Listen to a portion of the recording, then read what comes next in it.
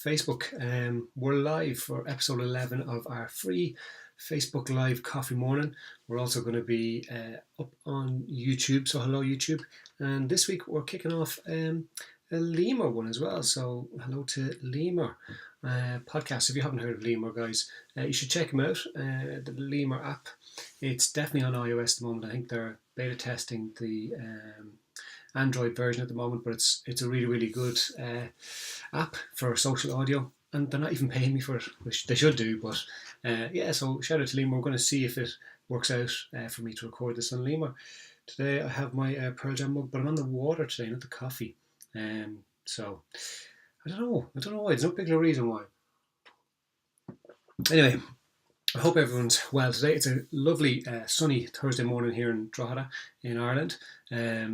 And yeah, we've got some good questions in, some different ones as well, which is nice because sometimes we can get kind of similar questions coming in and you don't want to be given the same answer all the time. So I would definitely encourage people to go back and look back at the previous videos or check out our podcasts as well to have a listen, because some of your questions may be answered there. And give us a like and a share all the time. I'm always going to look for the like and the share as well. So look, we'll crack straight into it. So, first one.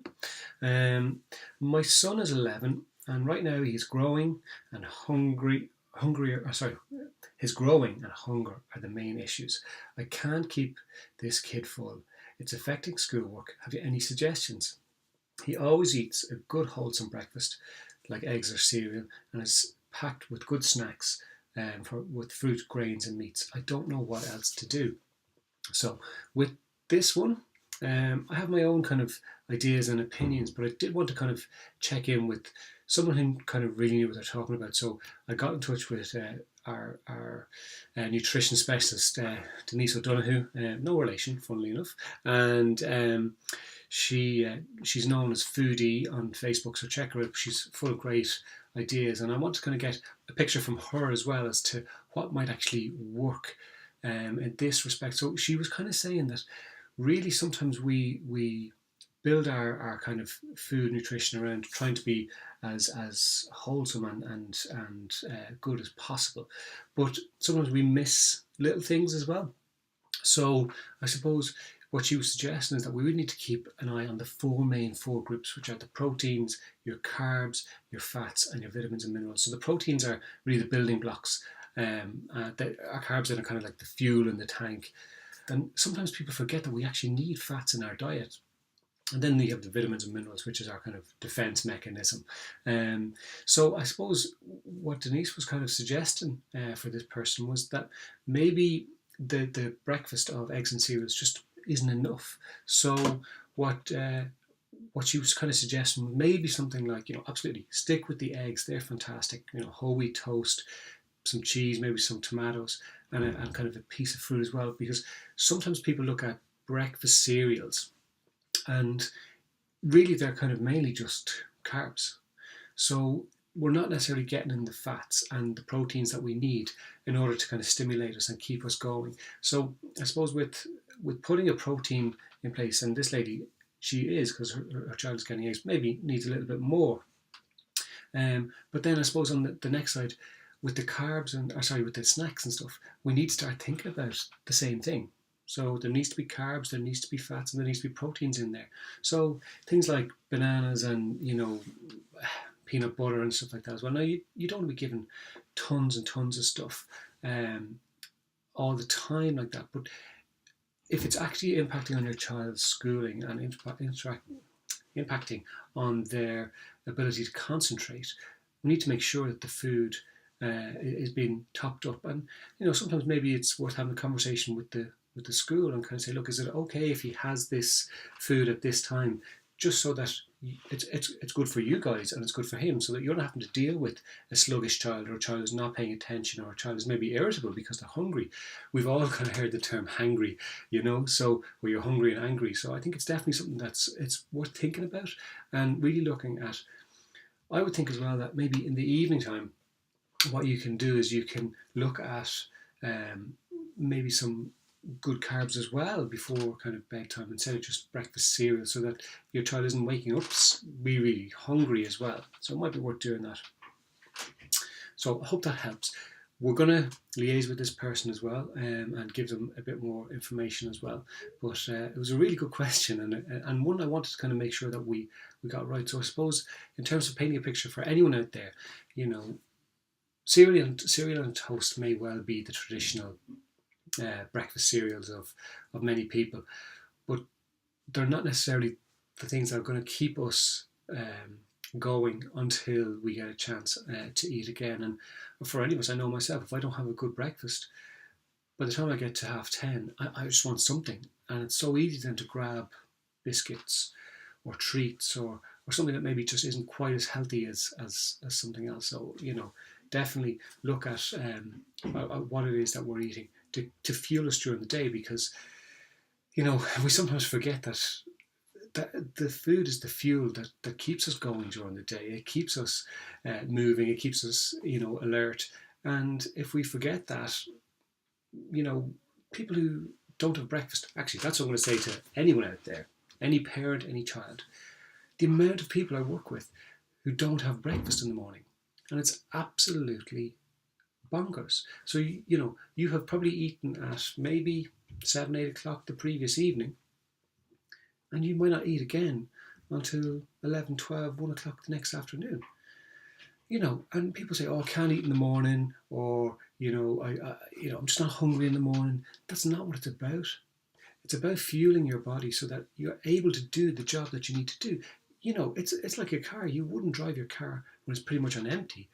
So it's the exact same with our food. We need to make sure that we have breakfast so that we can actually fuel ourselves and our brain and our bodies during the day, and not try and get to later in the evening. And what actually starts to happen is your body can start to go into starvation mode, because it thinks, I need to hold on to the fats. So people think that they're not going to, people think they're going to lose weight by not having breakfast.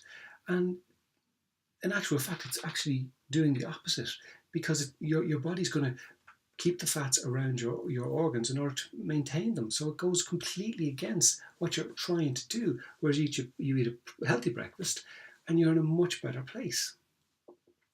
Hi Sonia, we got a question in. Let's deal with your question, Sonia. I have a 12-year-old in 6th class. We noticed he was a little less interested in school this year, off sick a few times. Figured out he was anxious about it being his last year in primary school and transition to secondary school. Mix that with the hormones, it makes things a little testing. Any advice on this transition? It's something that's very common, I think, and thanks for the question, Sonia. A lot of children in that transition from primary to secondary school really do struggle with the emotional side of things, because they're going from being the top dog in the school, the biggest in the school, the one that everyone looks up to in the school, to being the little tiniest little speck in the secondary school.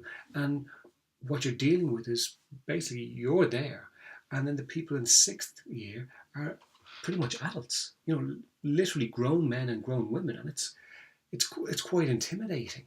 And not only that, you're changing every single class. You've got different teachers all of a sudden where you didn't have that before, and where you can feel completely overwhelmed that, I have to choose what subjects I'm going to do, which are going to impact on what I'm going to be studying for the rest of my life. And it can be completely overwhelming. And okay, it's irrational on one stage, but it's not irrational on another. So what I'd say is start to look at, get him to start to talk about what are the things that he's thinking about with secondary school. Just general conversations. When you're doing some painting, or go kick a ball, or go for a walk, take the dog for a walk, whatever it might be. And just kind of say, are you looking forward to going to secondary school? He might say, yeah, I'm fine, and just kind of fob it off. But he might say, no, I'm a little bit worried. And I suppose talk to the school, because the schools are used to this. They're used to having transition programs. Some schools are fantastic with transition programs. Other schools maybe aren't as up to speed as the others. But do talk to them, because they may be able to support your child as well. and it's someone outside of you. So the responsibility isn't purely on you. Now, you as parents, are obviously you're concerned about it and you want to help to deal with it. But I think given the expertise the school can have, it's definitely worth tapping into.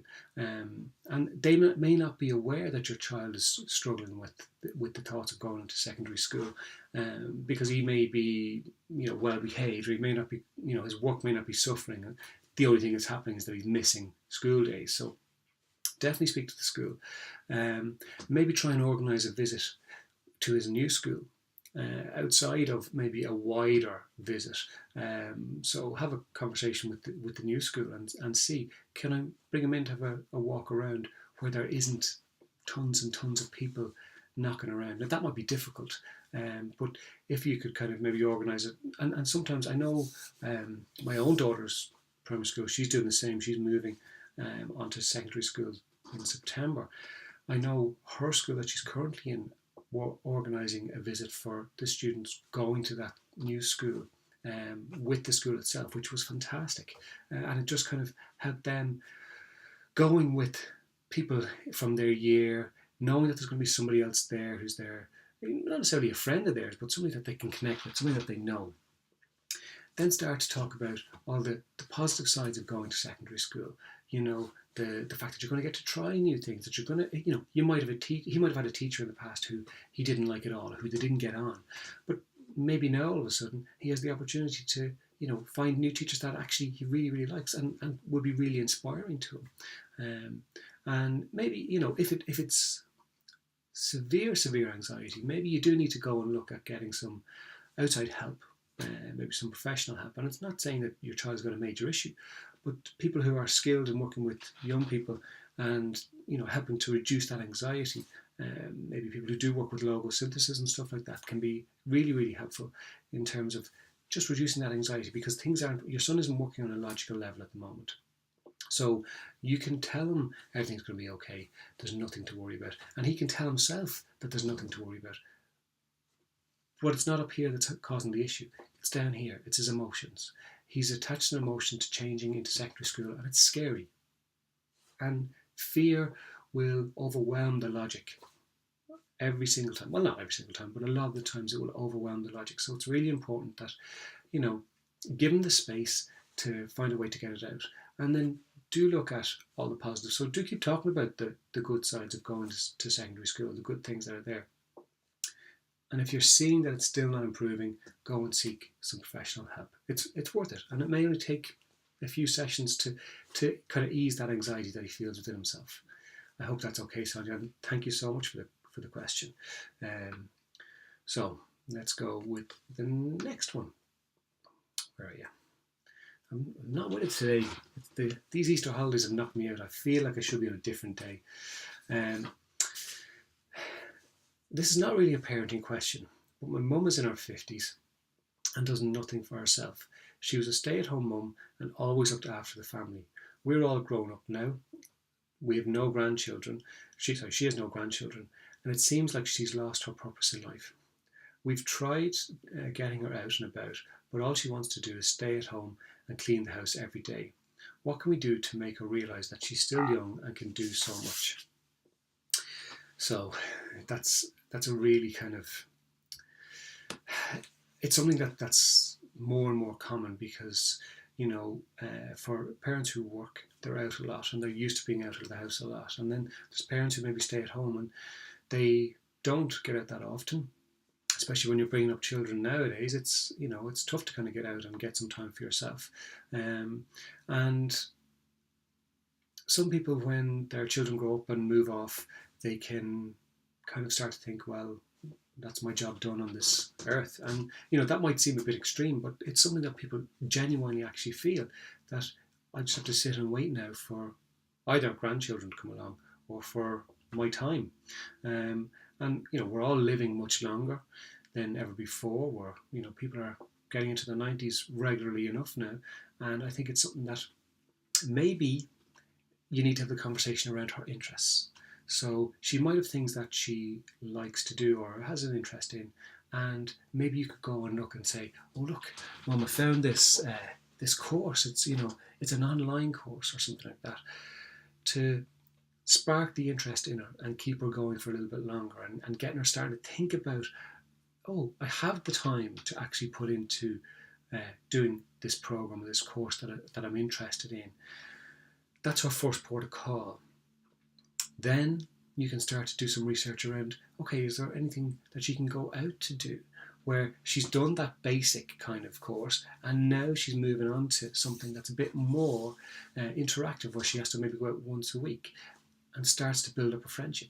Or, invite her out for coffee, for a tea, whatever, and have other people in a similar position as her, where she, somebody could maybe say, oh, do you fancy grabbing a coffee tomorrow, or whatever the next day might be. And, look at the neighbours. Does she have a good relationship with her neighbours and stuff like that? And maybe, it's not about being false or anything like that, but it's about trying to encourage or give her reasons to be outside of the house. So invite her out a bit more. But I think things like having interests that she's actually interested in could be really, really good, because that's a hook. She needs to have the hook, the reason to get out. The other option is for you all to go off and have grandchildren and, ask her to not mind them, and that gives her a purpose as well. But you may not be in that position to do that. But I hope that's of some benefit. Okay, next one for today, or last one for today. We're going to keep it nice and compact today. What has happened to basic manners in kids?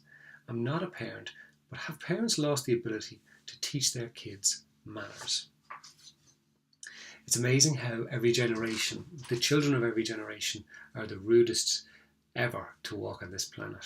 And there is no manners, and there is no sense of responsibility. And the children of this generation maybe are the ones who are the worst ever. Maybe they are. Maybe they're not. But it is something we hear more and more, is that children have no manners. Children do not kind of respect their elders. And I think a lot of what we would have called respect in the past would have been fear. So if you disrespected an elder when I was a child on the street, there's a good chance you could have got a whack across the back of the head from them. And then, you might have got a whack across the back of the head when you got home because you've upset the person in the road. And that's not there yet. I do think, though, that as parents sometimes we don't really give our children the understanding of the importance of being respectful. So in any parenting program that I run, I will always say, if my children grow up to respect themselves and respect other people, I've done my job. Everything else is a bonus. Well, me and my wife. It's not just all about me. But it is important that we do get our kids to learn what it is to respect other people. And they do that not just by what we tell them to do or how we tell them to be, but by us being respectful to people. So they learn more from what they see than what they hear. So they're watching us, and we don't realise it necessarily all the time, but they're watching us to see what life is like and how to be as an adult. And I think it's really important that we do actually be respectful. So get rid of those women's magazines that are saying Beyonce is beautiful one week and she's fat the next week. Get rid of, those TV shows that ridicule people who think they can sing or think they've got a talent, and they put them in front of tens of thousands of people and destroy them. We need, or maybe use them as opportunities to talk to our kids around, what's actually happening here is people being disrespectful, and it's okay. And I think the newest element for young people now is that we can disrespect somebody and not see the actual impact it has on them. A lot of kids have one of these, a lot of adults have one of these, and it's amazing how we can just type in something, press send, and we don't see how that impacts on somebody else. So one of the big things I would always say is, if you wouldn't say that to somebody's face, don't put it down on social media, because you don't know how that reaction is going to be taken. The second thing I'd say is, absolutely, 100%, as a parent, make sure your children say please and thank you. It is so simple. It couldn't be any simpler. But a lot of parents don't do it. And it's not that they'll get their children to say please and thank you to other people, but they don't get their children to say please and thank you to them in the home. And remember, this is the foundation, this is the grounding of where all the boundaries that will teach our children that they are safe and how to live in society. This is where it is. It's where it starts, at home. Your children need to learn to respect you in order to learn to respect themselves. So making sure they say please and thank you, and it's so simple and it's easily done, and kids are way more adaptable than adults are. So it's essential that we start that in the home. Make sure your children say please and thank you. It's simple. Then you can move on to things like opening doors for older people, all that kind of stuff that generally people will turn around and say, and that's the big thing. People are surprised to see young people opening doors, saying please, saying thank you. They'll say, oh, that child is so, so mannerly. It's very strange to actually see that. And that shouldn't be the case. That should be the norm. So again, like we will always say, just take responsibility for your own family, your own kids. You don't need to worry about anybody else, but make sure that they have those basic manners in place, because it's not only about respecting other people, it's about respecting you and respecting themselves. Okay? And you can say please and thank you to your kids as well, instead of demanding. So, it works both ways. That's us for this week. I hope the Wednesday hasn't knocked people out too much. It definitely knocked me out. I keep thinking it's Thursday today, but it's not. So I hope you have a wonderful week. Please give us a rating on Facebook. It makes a big difference. Please check out our YouTube channel and check out Lemur, give it a go and see what you like. All right, guys, until next week, get those questions in and I'll see you then. Thanks a million.